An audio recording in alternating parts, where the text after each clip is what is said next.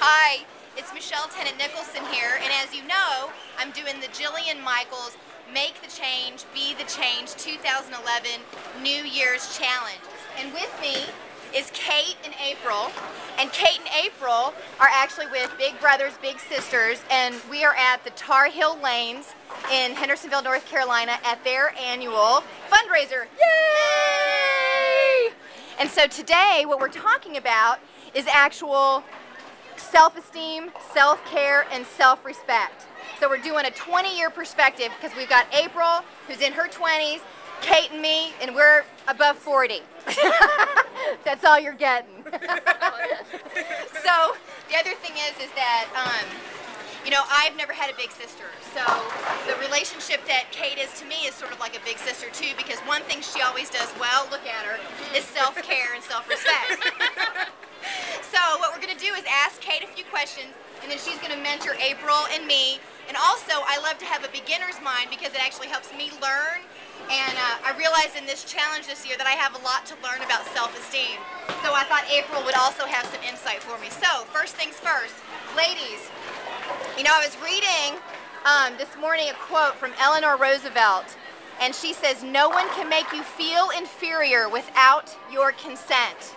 And I really thought that was really great, because sometimes I notice that when I get close to my goal weight, as soon as I'm within 5 pounds, I start to put on the weight again because I get too much attention from, you know, men and other people. They start to acknowledge me, and then all of a sudden I feel really weird and want to pack the weight back on so that I don't get the attention. Kate, what insight do you have about Eleanor's, you know, the inferiority that we sometimes feel when interacting with other people?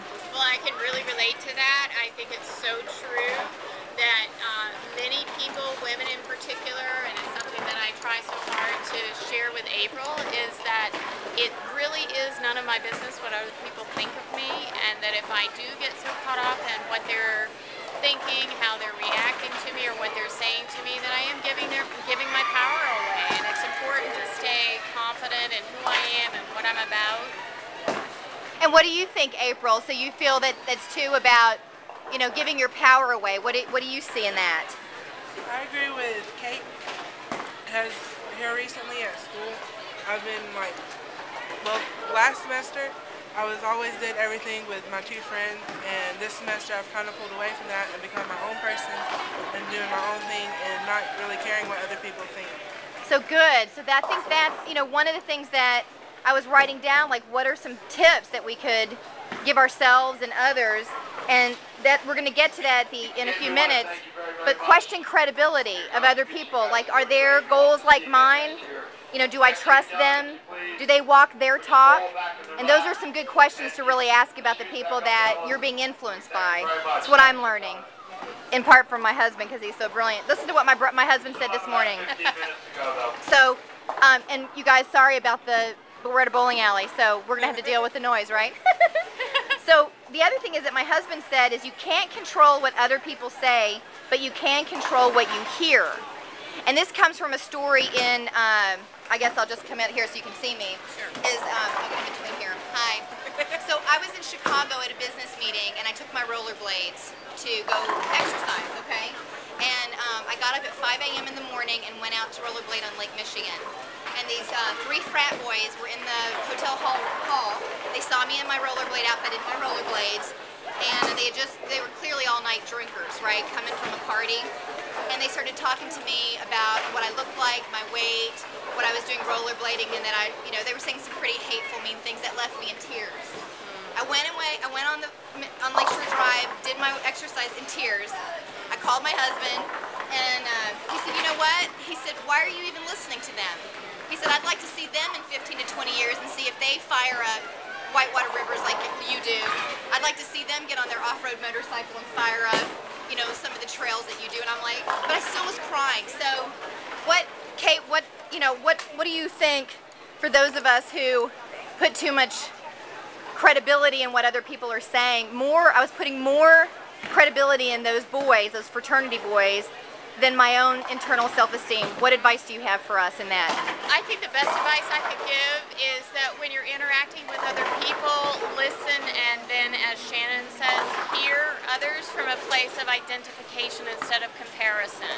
We can identify with what we all share together with our challenges or with our goals, but we don't need to compare, because whenever I get caught up in the comparison game, I end up coming out either better than or less than, and it's not something to be graded. It's something that can bring us closer when we have similar goals.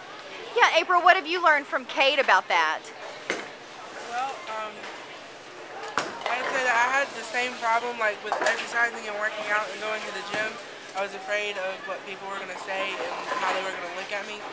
And my aunt told me that you go to the gym for yourself to work out to make yourself a better person. So you can't really go off and depend on what other people say.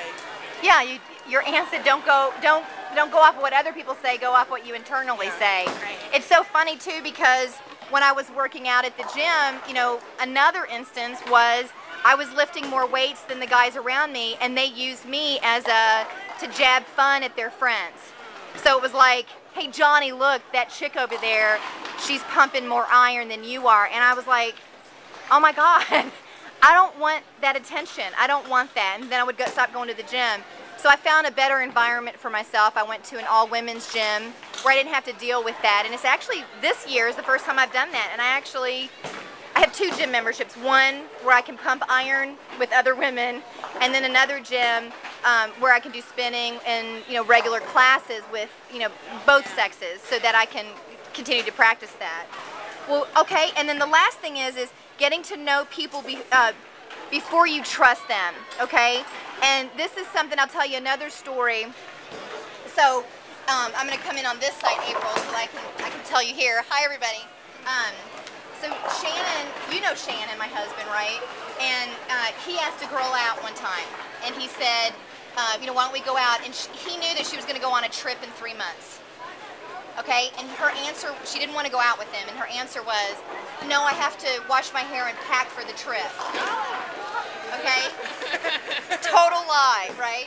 So he said, you know, and he confronted her and said, you know, you don't have to be hateful like that. You can just say, no, I don't want to go out with you, and be honest. But he said that it taught him that she was actually not in his league, that he was above that, because he really wanted honesty, and she did not have the capability of being honest. So I really love that, because, you know, sometimes I tend to trust people before I should. Yeah. And, you know, that stems from some abuse in my background, in my childhood. So I'm learning that too. What do you all do to, and then, you know, how do you know, in your relationship as mentoring April, how have you taught her to really question people, and are they walking their talk? Should you trust them? Go ahead, Kate, first. We did. And about my friend. Yeah, why don't you go ahead and say that? How do I start? I'm currently going through the same problem, like right now, through school with one of my friends, and we were really close last semester, and then starting out this semester just been kind of rocky between us, and I just feel like I shouldn't have trusted her as much last semester, because I see this semester that I can't really trust and depend on her as much as I did or should have. Good, yeah. So then, and then Kate, what would you say to everybody, especially when we're working in relationship with each other, about, it's sometimes awkward to even evaluate whether you should trust them. It is. It's hard to know up front. And just as an example, when April and I were getting to know each other 800 years ago, we've been together for quite a while, since you were, what, 12? I think. 11. 11. Yeah. So we were awkward, we were new together. We just started doing small things together and building from there. And in the small things that we did together, we would communicate. So what I would suggest for people that are just getting together or just learning about each other and then eventually evaluating the big trust question is to take things slowly, possibly do things in groups, and then to keep communicating. I think communicating is one of the great equalizers that keeps us together. And I want to add to that. I want to add that it can also happen with your professional people. You know, like doctors and nutritionists. Because I hired a personal trainer right before my wedding, and she stood me up twice. Probably not somebody you should trust. I hired a nutritionist, spent hundreds of dollars, thousands of dollars with that office, only to find out that she had missed a vitamin D deficiency, right? I had also, you know, hired countless, tried to do countless diet programs. So I decided this time I'm going to, someone who has proven results, which is Jillian, right? You all know her, right? Jillian Michaels, right? Jillian Michaels, right? She's got results, and I actually got a trainer through her program. So it's also like in self-care, like who are we trusting to actually advise us, right? One last thing I want to... Please return the balls back to the racks. Everybody should definitely return their balls back to the racks. Yes, and come bowling. And come bowling. I want to read one last. I want to read one last quote, and then kind of sum up some of our tips for other matches, and you know, if they want to do a similar conversation between their bigs and their littles. Will Rogers, I was just reading this in one of my clients' books. Will Rogers said, "The problem in America isn't so much what people don't know. The problem is what people think they know just ain't so." So your knowledge, like to even, you know, begin with the beginner's mind always of like, what do I know and should I learn from that? Which is, you know, really, what do you think about that, you guys? I think it's important to stay open-minded and, if possible, humble. You know, it's okay to tell somebody you don't know something. It's okay for me to tell April when we're together, I'm not so sure I'm comfortable doing this with you. You know, whatever it happens to be, you know. Or what? Or vice versa. Or vice versa. Yeah. We actually have traveled together. We've spent weekends together down at the beach, and she's brought some of her friends, and I've asked about her friends. I've made it a point to say I want to talk to your friends' parents to make sure that everybody's on the up and up. And again, that goes back to communication and keeping things clear. And what do you do for yourself to feel good? You know, like if you focus on others, you can question their credibility, but for yourself, Kate, what do you what can we learn from, what can April and I learn from you about doing daily things that make you feel good? I tend to do long-term range plans, like I got to do a marathon this year, rather than just waking up and saying today I'm going to take a shower, fix my hair, and not lay around in sweats and watch TV all day. You know, like short-term goals. Yeah. So what's a self-care thing that can really impact our self-esteem and our self-respect on a daily basis? What do you think? I think the basics as far as taking care of myself, eating right, getting enough rest, and for me, I drink a lot of water, but also realizing that I have today.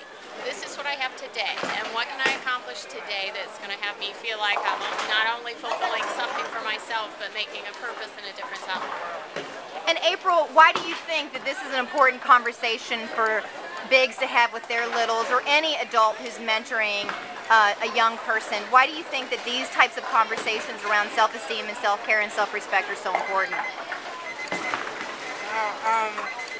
Because I think everyone should feel good about themselves no matter how they look, and everyone should have the opportunity to feel confident so that they can, you know, move on and live their life. Thanks so much for doing this video with me, and I hope that other big sisters, little sisters, big brothers, little brothers, and anybody who's mentoring a young person today has these important conversations so that we all have self-esteem, self-care, and self-respect to live a very powerful life. Thank you.